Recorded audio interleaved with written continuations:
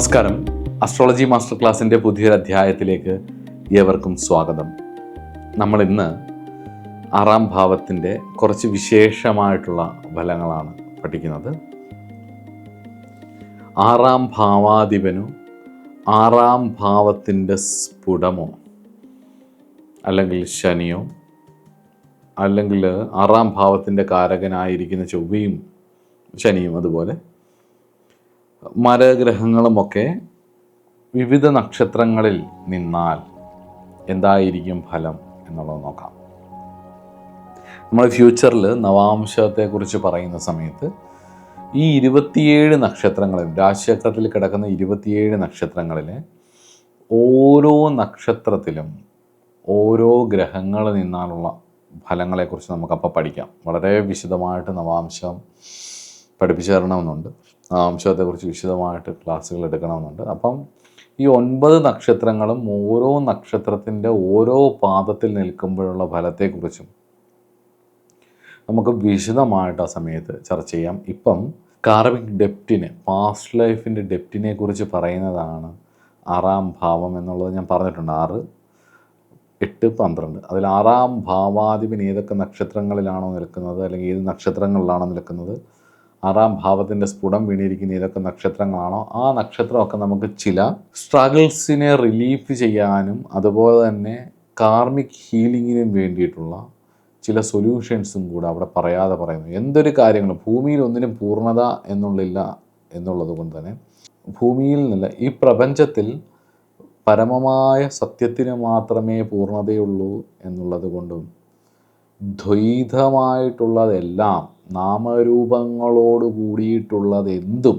അത് നമ്മൾ ഈശ്വരൻ എന്ന് പറയുന്ന പേര് പോലും ആ പരമമായ സത്യത്തെ നാമരൂപങ്ങളാവുന്ന പേരിലേക്ക് നമ്മൾ കൊണ്ടുപോകുമ്പം അതിനൊരു ലിമിറ്റേഷൻസ് ഉണ്ട്, അതിനൊരു അപൂർണതയുണ്ട്.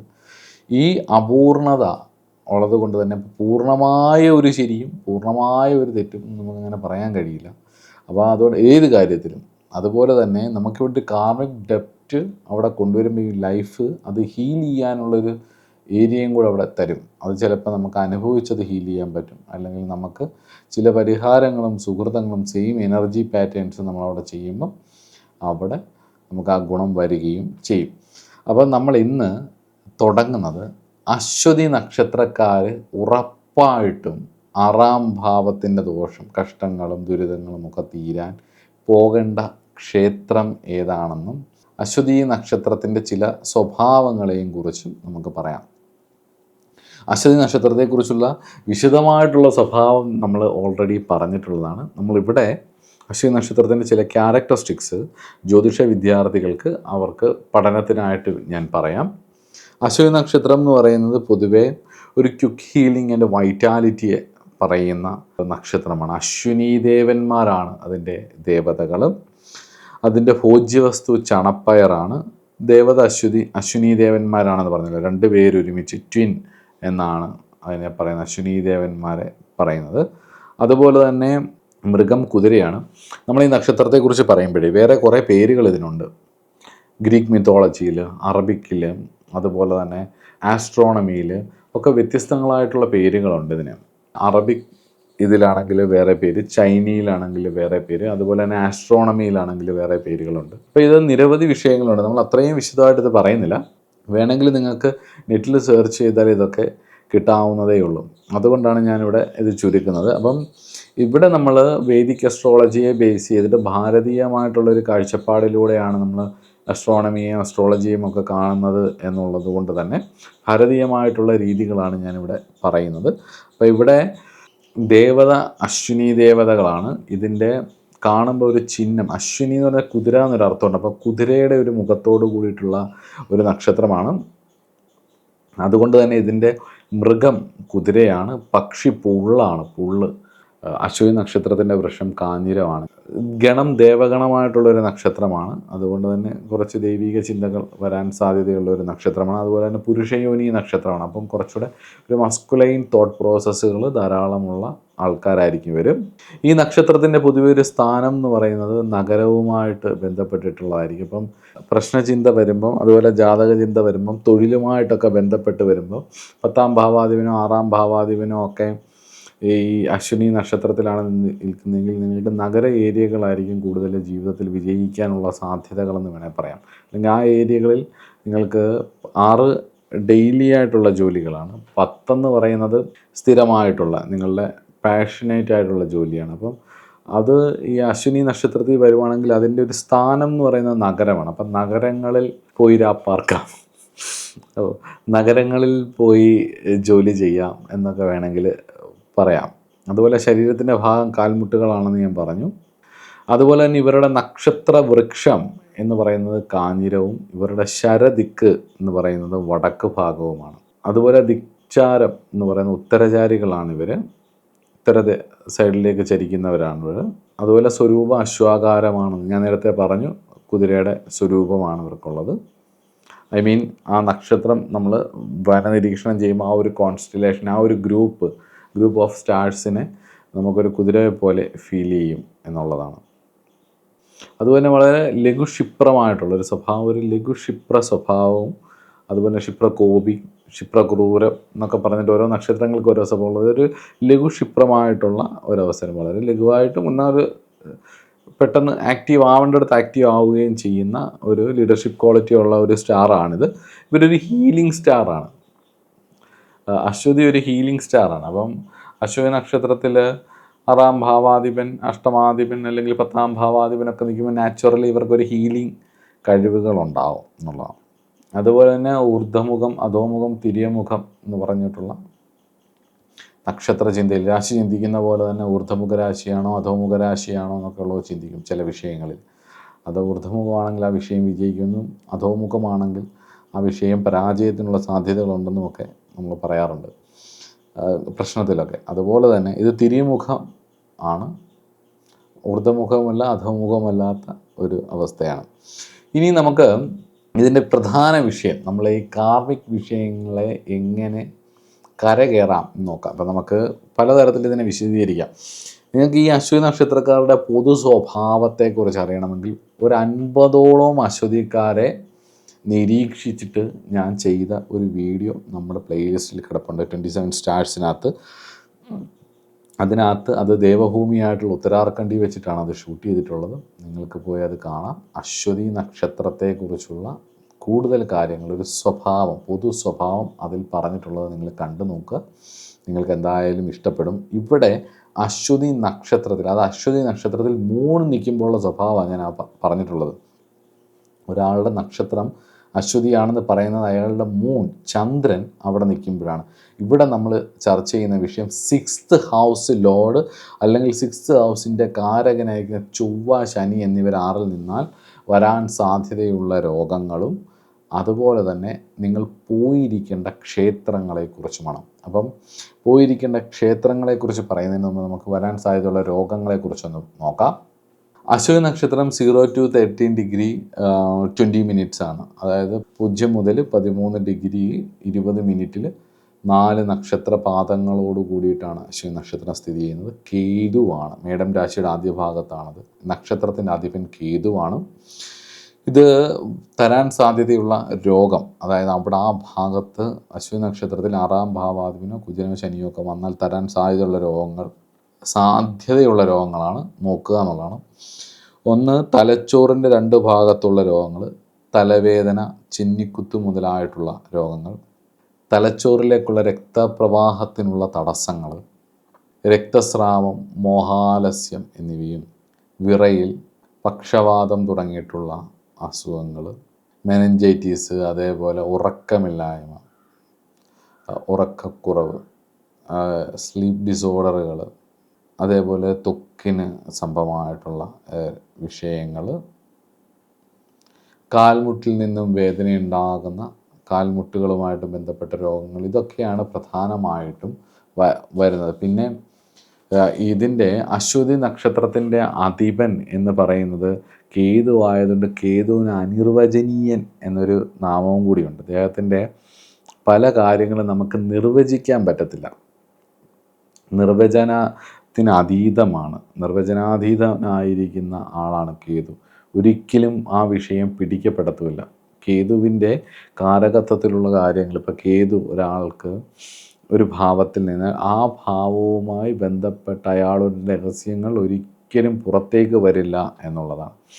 അപ്പോൾ ഈ പുറത്ത് വരാത്ത രോഗങ്ങൾ, അതായത് ഈ കേതു 6, 12 എന്നുമായിട്ട് ബന്ധപ്പെടുക എന്നൊക്കെ പറഞ്ഞു കഴിഞ്ഞാൽ, 6-ാം ഭാവാധിപനും 12-ാം ഭാവമായിട്ട് ബന്ധപ്പെടുക എന്ന് പറഞ്ഞു കഴിഞ്ഞാൽ രോഗത്തിന് ട്രീറ്റ് ചെയ്യാൻ നിങ്ങൾ പോകും. ഡോക്ടർ പറയും നിങ്ങൾക്ക് അസുഖമൊന്നുമില്ല. അങ്ങനെ ഒന്ന് മാറി വല്ലാണ്ട് പോവേണ്ടി വരും. അപ്പം ജീവിതത്തിൽ ഒരിക്കലെങ്കിലും അശ്വതി നക്ഷത്രക്കാർ, അതുപോലെ തന്നെ അശ്വതി നക്ഷത്രം 6-ാം ഭാവത്തിൻ്റെ സ്ഫുടമായിട്ട് വരുന്നവർ, 6-ാം ഭാവാധിപൻ കുജൻ, ശനി എന്നിവ അശ്വതി നക്ഷത്രത്തിൽ നിൽക്കുന്നവർ ജീവിതത്തിൽ ഒരിക്കലെങ്കിലും പോകേണ്ട 3-4 ക്ഷേത്രങ്ങളുണ്ട്. അത് പറഞ്ഞു തരാം. അത് ചെയ്യണം.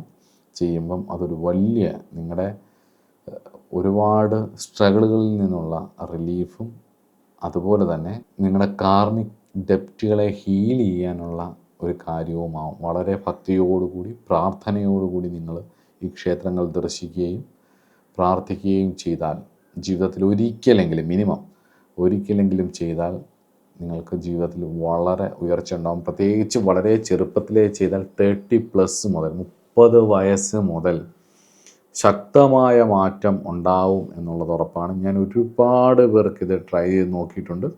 നമ്മൾ പഠിക്കുമെങ്കിലും കുറേ അറിവുകൾ നമുക്ക് കിട്ടുമെങ്കിൽ കൂടിയും നമ്മുടെ കൺസൾട്ടേഷൻ എടുക്കുന്ന പലരെയും നമ്മൾക്കറിയാവുന്ന കാര്യങ്ങൾ പറഞ്ഞു കൊടുക്കുകയും അവരത് ചെയ്യുകയും ചെയ്തിട്ട് മാറ്റമുണ്ടായ ഒരുപാട് അനുഭവങ്ങൾ എനിക്കുണ്ട്.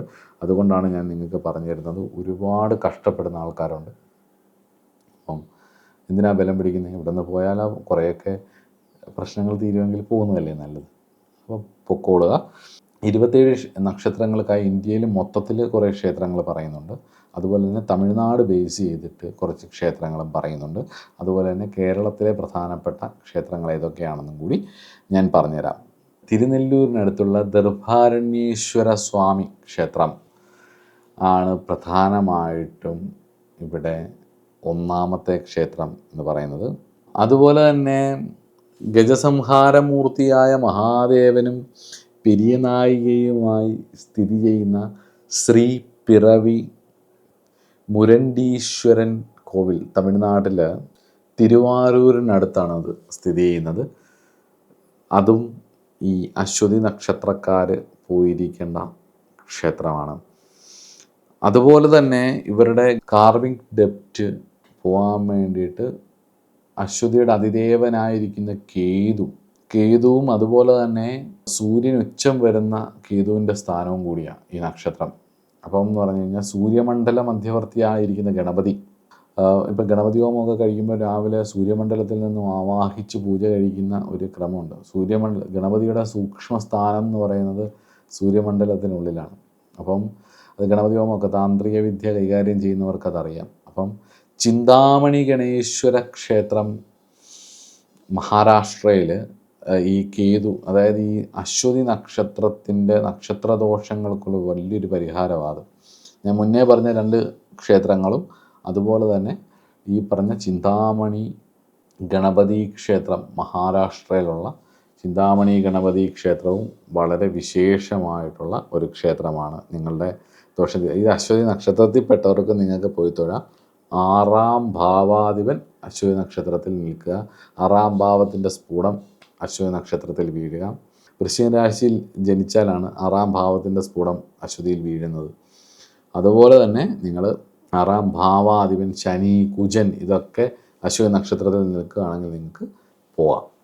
ഇത്രയും ദൂരെയാണല്ലോ, ഇല്ല ഇനിയിപ്പോൾ അടുത്തൊന്നും ഇല്ലയോ എന്ന് ചോദിച്ചു കഴിഞ്ഞ് കഴിഞ്ഞാൽ ഉണ്ട്. കേരളത്തിലെ 2 ക്ഷേത്രങ്ങളുണ്ട്. പഞ്ചപാണ്ഡവന്മാരിൽ അശ്വിനീകുമാരന്മാരുടെ അംശമായി വന്ന നകുല സഹദേവന്മാരാൽ പ്രതിഷ്ഠിക്കപ്പെട്ടിട്ടുള്ള 108 വിഷ്ണു തിരുപ്പതികളിൽ ദിവ്യദേശങ്ങളിൽ പ്രധാനപ്പെട്ട 2 ക്ഷേത്രം. അത് കേരളത്തിലാണ്. ചെങ്ങന്നൂരിനടുത്ത് സ്ഥിതി ചെയ്യുന്ന തിരുവൻവണ്ടൂർ എന്നും തൃക്കൊടിത്താനം എന്ന് പറയുന്ന ഈ 2 മഹാവിഷ്ണു തിരുപ്പതികൾ, ഈ 2 തിരുപ്പതി ക്ഷേത്രങ്ങളാണ് 108 ദിവ്യദേശങ്ങളിൽ പെടുന്നതാണ്. ഇത് 2 ഈ പറഞ്ഞ പോലെ അശ്വതി നക്ഷത്രത്തിൽ ജനിച്ചവർക്കുള്ള പരിഹാര സ്ഥലങ്ങളാണ്. നിങ്ങൾക്ക് കൃത്യമായിട്ട് ഞാൻ ഈ പറഞ്ഞ 5 ക്ഷേത്രങ്ങളിൽ നിങ്ങൾ പോവുകയും അതിനുശേഷമുള്ള നിങ്ങളുടെ ജീവിതവും തമ്മിലുള്ള വ്യത്യാസം സ്വയം പരിശോധിക്കാനായിട്ടും അനുഭവിക്കാനായിട്ടും അതിന് ശേഷമുള്ള നിങ്ങളുടെ ജീവിതത്തിലെ മാറ്റം സ്വയം മനസ്സിലാക്കാനും